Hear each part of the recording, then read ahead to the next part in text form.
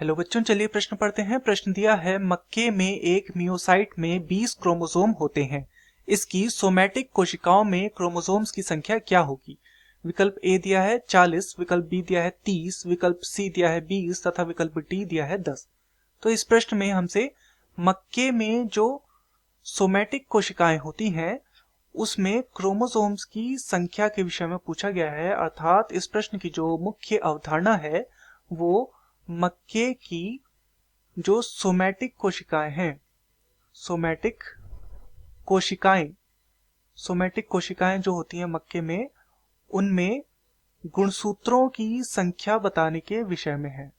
गुणसूत्र संख्या, गुणसूत्र अर्थात क्रोमोसोम, तो गुणसूत्रों की संख्या हमें यहाँ पे बतानी है।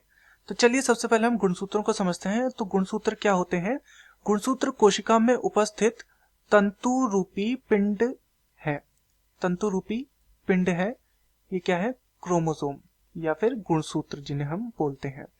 तथा इनका जो कार्य होता है वो होता है आनुवंशिक गुण निर्धारण का इनका कार्य होता है। आनुवंशिक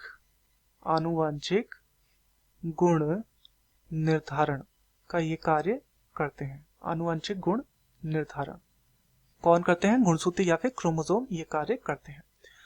तथा जो मक्का होता है उसकी जो मियोसाइट होती हैं, जो मियोसाइट होती हैं, इसमें क्या होता है? ये जो होती हैं ये द्विगुणित कोशिकाएं होती हैं अर्थात 2n। तथा इनमें क्या होता है? इनमें अर्धसूत्री विभाजन होता है।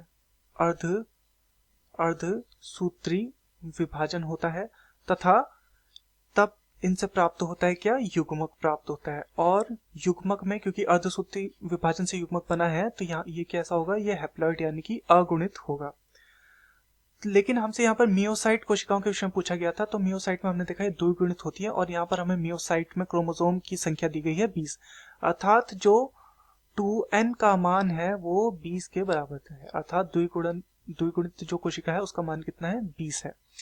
अब देखते हैं जो सोमैटिक कोशिकाएं होती हैं।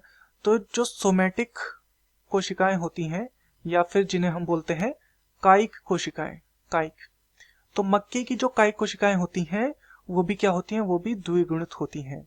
क्योंकि जो 2n का मान है वो हमने क्या देखा था? 20 देखा था। यहाँ पर हमने देखा 2n का मान कितना है? 20 है। तो यहाँ पर सोमैटिक कोशिकाओं में भी 2n का मान कितना होगा? 20 गुणसूत्र ही रहेगा या 20 क्रोमोसोम ही रहेगा।